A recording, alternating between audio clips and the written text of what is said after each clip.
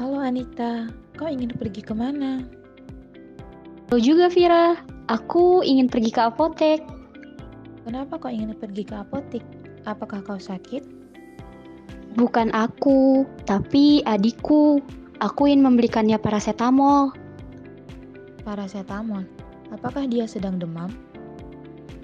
Dia terserang COVID-19 jenis Omikron, jadi aku harus membelikannya paracetamol untuk diminum. Apakah kau sudah berkonsultasi dengan dokter? Belum. Tapi aku mengetahui hal ini dari grup WhatsApp keluargaku. Katanya hal ini sudah banyak diketahui orang-orang. Oh, Anita, itu berita hoax. Paracetamol bukan obat untuk COVID-19, apalagi jenis Omikron. Benarkah? Tapi kenapa bisa ada informasi seperti itu? Malahan sudah banyak orang yang membagikannya. Itu berita hoax, berita yang sengaja dibuat untuk mengarahkan orang-orang pada informasi yang salah. Berita hoax. Apa itu berita hoax? Kenapa orang-orang bisa menyebarkan berita yang salah seperti itu tanpa memperhatikan lebih dulu kebenarannya? Bukankah berita itu sangat berbahaya? Mari kujelaskan apa itu berita hoax. Hoax adalah sebuah berita atau informasi yang dibuat untuk menutupi informasi aslinya. Hoax datang dari para pengguna media sosial yang menyalahgunakan kekuasaan mereka atas sebuah media. Dampak dari berita palsu ini sangat banyak, bahkan suatu negara bisa mengalami perpecahan hanya karena sebuah hoax. Dari data Kominfo mencatat ada sekitar 132,7 juta pengguna internet atau media sosial yang berada di Indonesia. Di lain itu, data kependudukan semester 2 2021 tanggal 30 Desember tahun 2022 dirilis oleh Kemendagri mencatat ada sekitar 273,8 juta jiwa masyarakat Indonesia. Terdapat kenaikan sebesar 2,5 juta jiwa dibanding tahun 2020. Dan dalam survei Reuters Institute terhadap 26 negara dan 50.000 responden dari Digital News Reporter 2016 mendapatkan hasil sebesar 51% responden memilih media sosial sebagai tempat pilihan yang tepat untuk mendapatkan berita. Dan ada yang melihat media sosial sebagai pilihan utama dalam mendapatkan informasi. Banyak orang yang memanfaatkan informasi sesuai kebutuhan mereka masing-masing. Apalagi di era digital sekarang, tidak sulit bagi seseorang mendapatkan sebuah informasi. Menurut Statistics.com, pada tahun 2021 sekiranya ada 79 zettabytes data yang diproduksi manusia di seluruh dunia. Dan mungkin akan bertambah 2 kali lipat di tahun 2025 nantinya. Dengan data sebanyak itu, seberapa banyak informasi yang bisa dihasilkan? Tentu saja sangat banyak, bukan? Itu sangat banyak. Lalu bagaimana cara pemerintah menjaga masyarakat agar tidak mendapatkan berita yang salah, disinformasi maupun hoax? Tunggu dulu, masih ada yang ingin kusampaikan. Kominfo menyebutkan bahwa ada sekitar 800.000 situs yang terdeteksi menyebarkan informasi palsu atau hoax. Internet bukan hanya menjadi bantuan bagi masyarakat, melainkan juga bisa menjadi ancaman di mana internet bisa disalahgunakan oleh oknum-oknum tertentu yang memiliki kepentingan. 3 tahun terakhir adalah tahun dengan peningkatan informasi hoax tertinggi di Indonesia, di mana informasi hoax dipenuhi oleh berita terkait COVID-19 yang salah. Melvindo atau Masyarakat Indonesia Anti Fitnah menyatakan jumlah hoax yang tersebar di Indonesia mencapai 2024 sejak tanggal 1 Januari sampai dengan 16 November 2020. Angka yang meningkat dari tahun 2019 dengan hoax yang mencapai 1221 meningkat dibanding tahun 2018. Bukankah hoax selalu meningkat setiap tahunnya? Ketua Mafindo, Bapak Septiaja Eko Nugroho mengatakan peningkatan penyebaran hoax dipenuhi oleh berita terkait COVID-19 sejak pandemik dimulai. Bapak Septiaja juga mengatakan platform paling banyak yang menyebarkan berita hoax adalah Facebook, Twitter, dan juga WhatsApp. Bukankah platform itu adalah platform yang sering kita gunakan? Lalu, bagaimana cara pemerintah mengatasi masalah ini? Kamu tahu kenapa hal itu bisa terjadi? Tidak. Kenapa penyebaran hoax itu bisa terjadi? Sering mendapatkan ataupun menyebarluaskan berita hoax. Budaya literasi yang kurang, serta pemahaman mengenai informasi yang diperoleh secara mentah, membuat masyarakat kita mudah terdampak berita hoax. Tidak jarang timbul masalah besar dari penyebaran hoax yang dikonsumsi secara mentah. Aku ada beberapa contoh berita hoax yang tersebar luas di media. Yang pertama, dari Media Center, mempublikasikan pada Rabu 16 Februari 2022 dengan judul Hoax, Paracetamol adalah obat COVID-19 varian Omicron.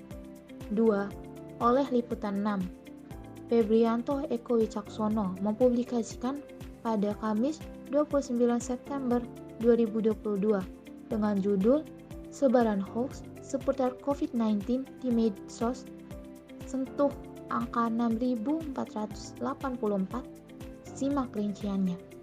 Ketiga, Media Center mempublikasikannya pada Kamis 16 Juni 2022 dengan judul Disinformasi Vaksin COVID-19 AstraZeneca sebab munculnya cacar monyet. Nah, itu beberapa hoax yang aku dapatkan dari media sosial. Dari beberapa contoh kecil tersebut, dapat kita tahu bahwa masyarakat Indonesia masih cenderung menelan mentah berita-berita hoax yang bersebaran di media sosial.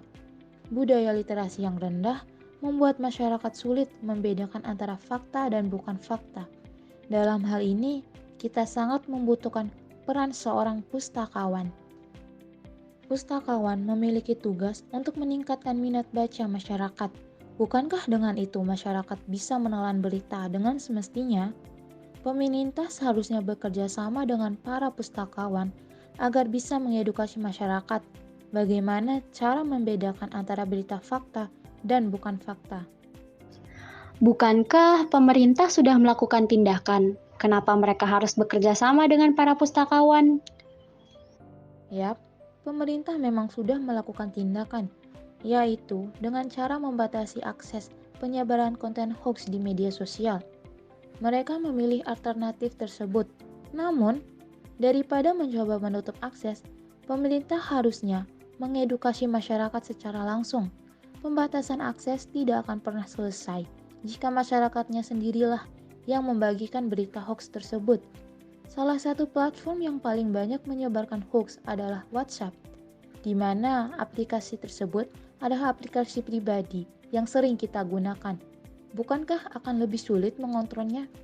Akses apa yang ingin pemerintah blokir? Peningkatan berita hoax akan semakin tinggi setiap tahunnya. Pemerintah seharusnya mengambil langkah yang pasti dengan bekerja sama dengan para pustakawan untuk mengedukasi masyarakat mengenai konten berita hoax, bagaimana membedakannya, dan bagaimana menelaah dengan baik makna yang disampaikan agar tidak terjadi disinformasi ataupun hoax. Kita tahu bahwa selain mudah menelan berita hoax secara mentah, masyarakat cenderung membaca sekali tanpa mau memaknai atau mengerti artian dari berita yang dibaca. Setelahnya, berita atau informasi akan langsung disebarkan tanpa mengerti maksud dari berita tersebut. Inilah yang dimaksud dengan budaya literasi yang rendah, di mana jika semakin berkembang akan membuat sumber daya manusianya semakin menurun. Disinilah peran para pustakawan dibutuhkan. Tugas pustakawan adalah membantu meningkatkan minat baca masyarakat agar dapat menghasilkan sumber daya manusia yang sadar akan pengetahuan, pendidikan, dan moral. Bukan hanya menyediakan, mengelola, ataupun menyajikan informasi. Sebuah hoax dapat menimbulkan perpecahan antar bangsa, di mana jika itu terjadi, keutuhan dan persatuan bangsa Indonesia bisa terancam. Hoax biasanya digunakan oleh kaum radikalisme yang menginginkan sebuah bangsa mengalami perpecahan, di mana jika hal itu terjadi akan sangat sulit untuk disembuhkan atau disatukan kembali. Sehingga kita harus belajar membedakan sebuah berita atau informasi sudah sesuai fakta atau hanya dibuat-buat. Dari sini kita bisa mengetahui bahwa peran pustakawan sangat berpengaruh untuk perkembangan Indonesia ke depannya. Pemerintah seharusnya memberi atensi lebih kepada perpustakaan dan para pustakawan yang menjadi cerminan, berpengetahuan, dan berpendidikan. Seseorang yang berperan sebagai penyedia, pengelola, dan pelayanan informasi yang pastinya sangat dibutuhkan oleh masyarakat. Sosialisasi anti-hoax dari pustakawan pasti bisa meminimalisir tingkat penyebaran hoax di Indonesia. Nah, dari penjelasan aku barusan, pasti kamu sudah mengerti kenapa tingkat SDM kita rendah dan kenapa tingkat penyebaran hoax di Indonesia terjadi sangat cepat. Iya, karena masyarakat kita masih memiliki minat yang kurang dalam literasi. Selain itu, kurangnya perhatian pemerintah bagi pustakawan membuat masyarakat kita jarang ingin meminta bantuan langsung kepada para pustakawan. Padahal mereka adalah penyedia informasi yang sangat akurat. Jadi, untuk kalian jangan pernah mau menyebarkan hoax sembarangan sebelum kalian membaca dan mengerti dengan baik bagaimana isi dari berita tersebut. Jika kalian tidak tahu ingin bertanya kepada siapa, tanyakan saja kebenaran dari informasi tersebut kepada para pustakawan, karena itu adalah tugas mereka. Jadi, jangan pernah ragu untuk bertanya.